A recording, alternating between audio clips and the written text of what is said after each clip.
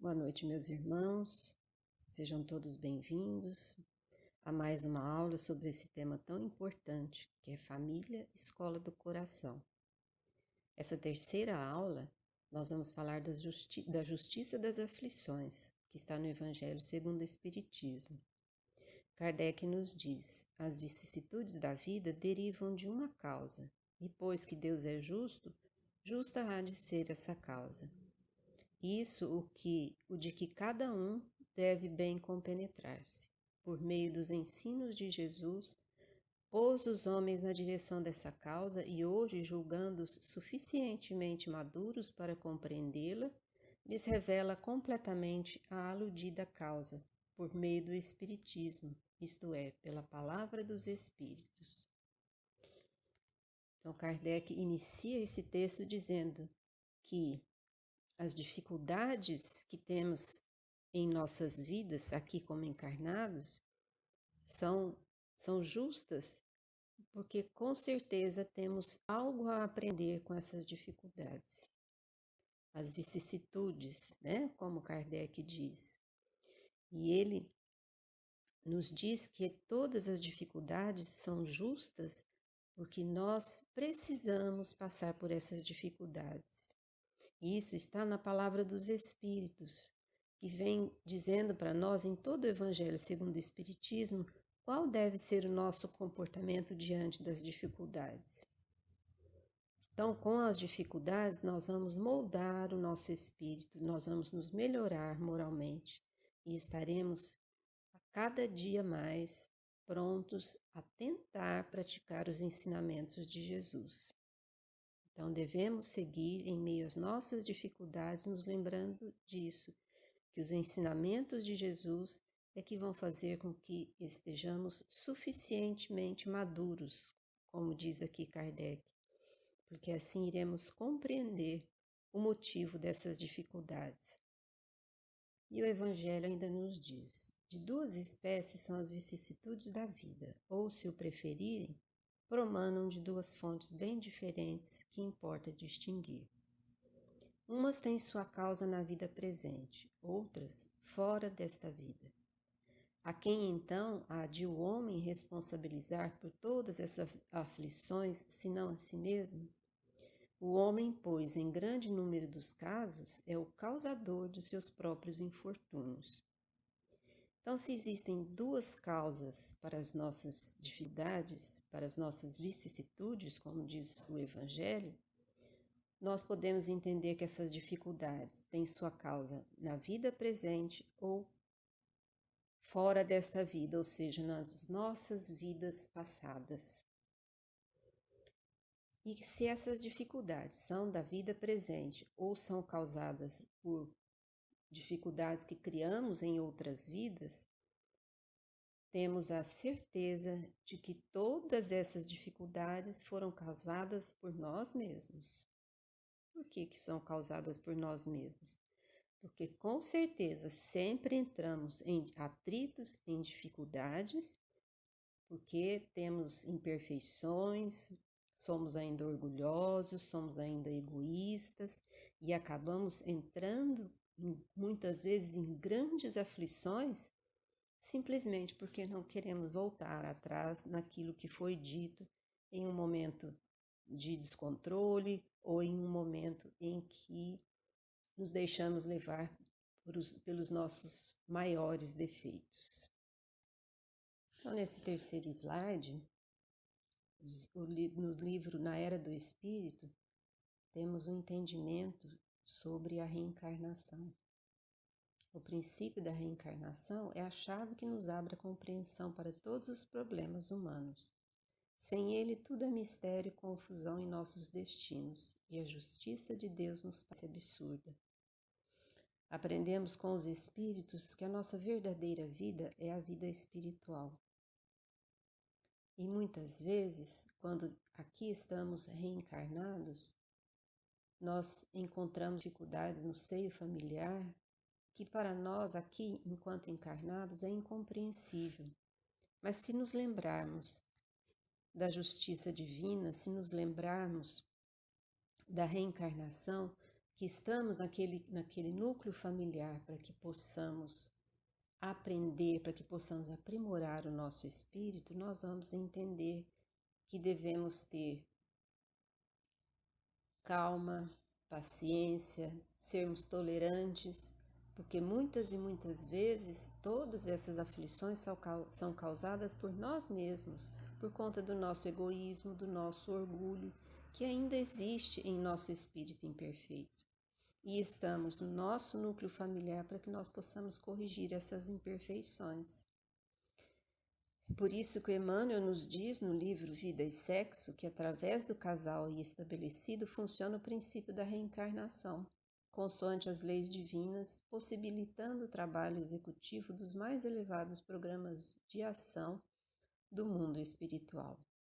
Então o casal, vamos dizer assim, que combina o seu encontro aqui no plano material para que possam formar uma família e receber espíritos para que juntos esses espíritos possam se adequar, que esses espíritos possam aparar as arestas que existem entre eles e que fadas em outras encarnações.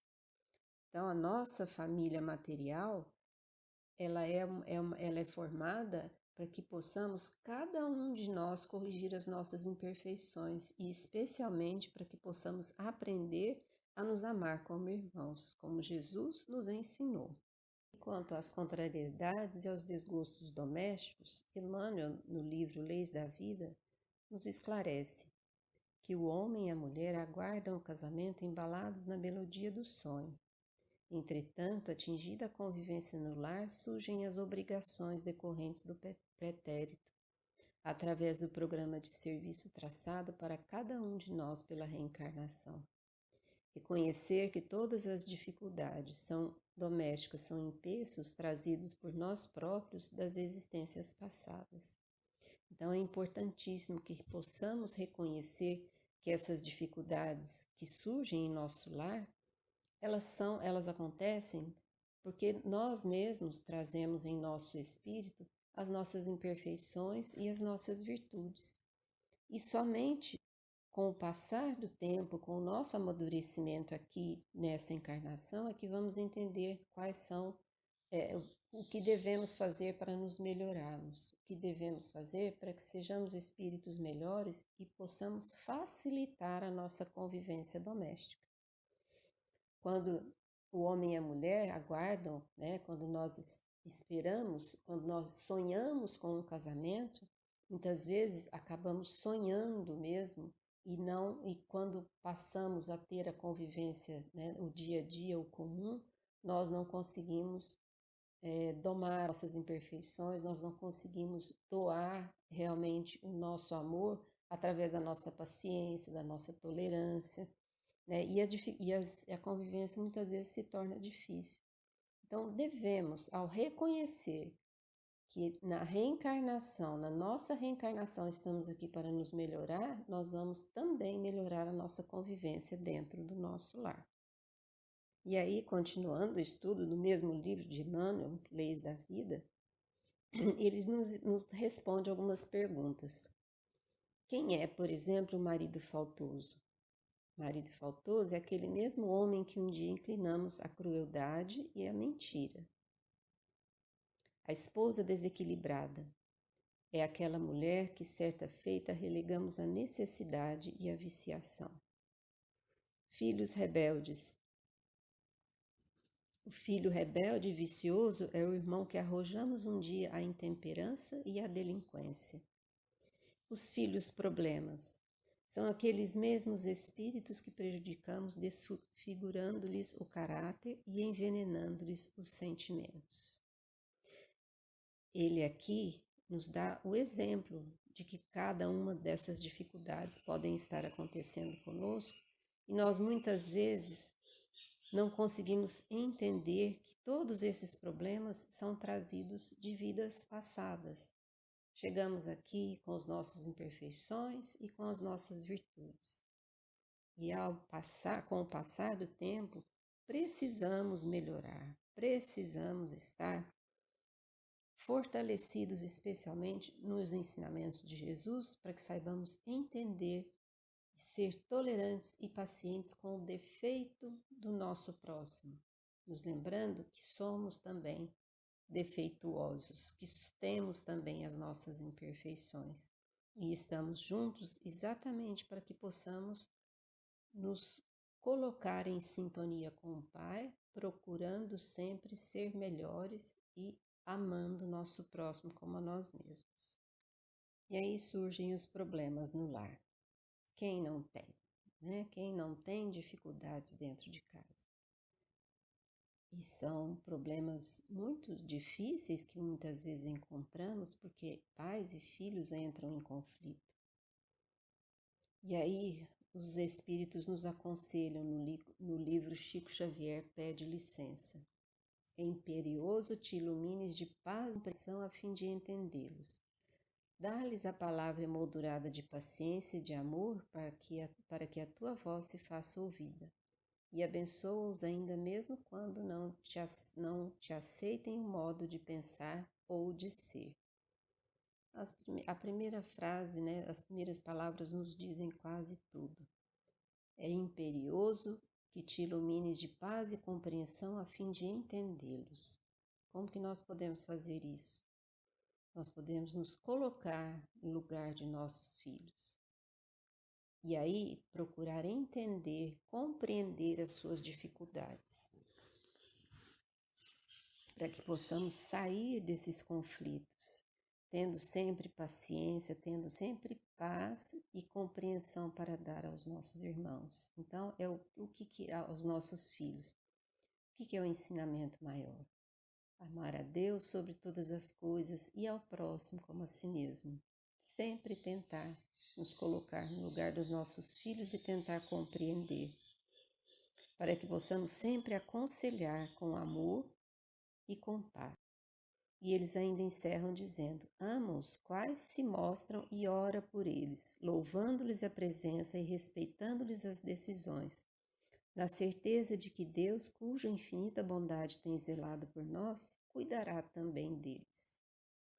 Então, se temos conflitos dentro de nosso lar, especialmente entre pais e filhos, é preciso compreensão, é preciso amor ao próximo e especialmente respeito, para que possam cada um deles seguir o seu caminho e sendo abençoados por nós, tendo a certeza de que quando houverem as dificuldades, nós sabemos que como nós fomos cuidados por Deus nos nossos momentos de dificuldades, Ele também irá cuidar dos nossos filhos. Então, é importante o amor, o respeito, a paz, a compreensão, para que possamos gerenciar os nossos conflitos com calma. E aí Emmanuel, no livro Consolador, nos fala dos filhos rebeldes. Depois de movimentar todos os processos de amor e de energia no trabalho, na orientação educativa dos filhos, é justo que os responsáveis pelo instituto familiar, sem descontinuidade de dedicação e do sacrifício, esperem a manifestação da providência divina para o esclarecimento dos filhos incorrigíveis, compreendendo que essa manifestação deve chegar através de dores e de provas acerbas, de modo a semear-lhes com êxito o campo da compreensão e do sentimento. Então, é aquilo que muitas vezes nós resumimos no ensinamento simples, mas que acaba trazendo para nós a compreensão disso que Emmanuel fala para nós. Quem não aprendeu com amor, acaba aprendendo com a dor. E se pensarmos bem, nós chegamos muitas vezes a resolver as nossas dificuldades porque nós passamos por alguma dor. Então vamos abençoar os nossos filhos, tendo sempre compreensão, tendo sempre paz e amor a doar a eles, porque aqueles que são os filhos rebeldes também terão que passar pela dor para poder compreender que precisam de trazer uma mudança para si mesmos. Lembrando sempre que as nossas preces vão sempre fortalecer o amor que temos pelos nossos filhos. Alguns dos exemplos dos problemas no lar: o aborto, o divórcio, o adultério, prostituição, homossexualismo, desequilíbrios do sexo, brigas e discussões. São problemas por quê? Porque nós sabemos que passamos por sofrimentos enquanto esses problemas acontecem no nosso lar. E passando por sofrimentos, nós, como pais, devemos proteger os nossos filhos e não temos a calma, a paz, a serenidade suficiente para compreender de fato os problemas que atravessamos dentro do nosso lar. Então, é muito importante que possamos nos refugiar, vamos dizer assim, na prece, nos refugiar nos ensinamentos de Jesus, estudar muito aquilo que Jesus trouxe de exemplo para nós, para que possamos olhar para todos da nossa família como se fôssemos nós mesmos e cumprir o mandamento maior: amar a Deus sobre todas as coisas e ao próximo como a si mesmo. Então, Emmanuel, mais uma vez, vem nos dar conselhos a respeito do que fazer para a paz na família. Isso está no livro Leis de Amor. E ele nos diz: devemos revestir-nos de paciência, amor, compreensão, devotamento, bom ânimo e humildade, a fim de aprender a vencer na luta doméstica. No mundo, o lar é a primeira escola de reabilitação e do reajuste. Então, este conselho de Emmanuel é muito bom, porque ele nos diz que lá temos que praticar as nossas virtudes.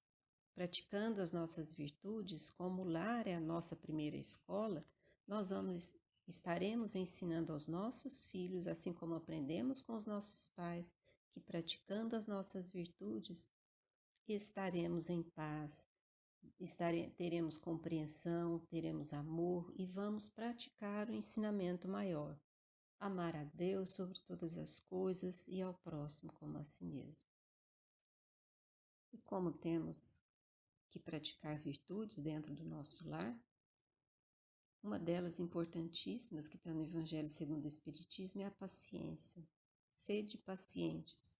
A paciência também é uma caridade, e deveis praticar a lei de caridade ensinada pelo Cristo enviado de Deus. Se somos pacientes, estamos sendo caridosos dentro do nosso lar e estamos ensinando, dando o nosso exemplo para que nossos filhos também aprendam a praticar as virtudes que têm. A paciência é uma das mais importantes virtudes a ser praticadas dentro do lar. E Jesus agradece: seja o que for que peçais na prece, crede que o obtereis e concedidos vos será o que pedirdes. Então, quando nós fazemos a prece, aquela prece vinda do coração, pedindo pelos nossos filhos, pedindo pelos nossos pais, pedindo pela nossa família, com certeza seremos atendidos naquilo que fizermos. Mas devemos sempre nos lembrar que temos que fazer a nossa parte, para que possamos sempre receber o amparo dos bons espíritos. E encerramos aqui com o ensinamento de Jesus, que nos diz: vinde a mim, todos vós que estáis aflitos e sobrecarregados, que eu vos aliviarei. Tomai sob meu jugo e aprendei comigo, que sou brando e humilde de coração. E achareis repouso para vossas almas, pois é suave o meu jugo e leve o meu fardo. Ou seja, quando estamos aflitos e sobrecarregados, nos lembremos da prece, nos lembremos dos ensinamentos de Jesus, que vamos carregar os nossos fardos, como Jesus diz, com serenidade, com calma, com paz e com confiança em dias melhores. Então, que Jesus nos ampare, que Ele esteja em nossos corações e que possamos fazer dos seus ensinamentos um norte para nossas vidas, praticando sempre aquilo que Ele nos ensina ou tentando sempre praticar aquilo que Ele nos ensina, sendo exemplo para os nossos filhos, podendo estar sempre com paciência, com calma e com a luz de nosso irmão maior Jesus em nossos corações. Que assim seja.